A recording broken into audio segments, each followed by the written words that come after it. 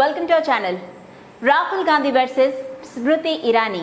రెండోసారి ఎన్నో దశాబ్దాలుగా కాంగ్రెస్ కంచుకోటగా ఉన్న అమేఠీ నుంచి వరుసగా రెండోసారి స్మృతి ఇరానీ ఆయనపై పోటీకి సిద్ధమయ్యారు. గురువారం బీజేపీ విడుదల చేసిన ఎంపీ అభ్యర్థుల జాబితాలో ఆ స్థానాన్ని ఆమెకు కేటాయించారు.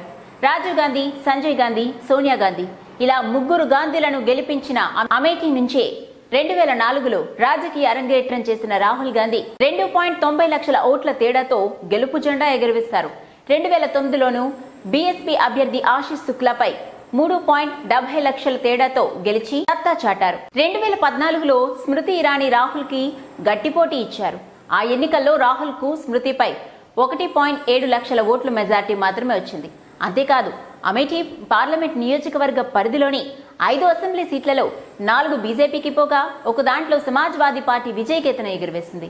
స్మృతి ఓటమి పాలైనప్పటికీ మోదీ ఆమెను రాజ్యసభకు పంపి కేంద్ర మంత్రి పదవి కూడా ఇచ్చారు. కేంద్ర మంత్రిగా ఉన్న ఆమె అమేఠీ నియోజకవర్గంపై పట్టు సాధించే ప్రయత్నం చేశారు.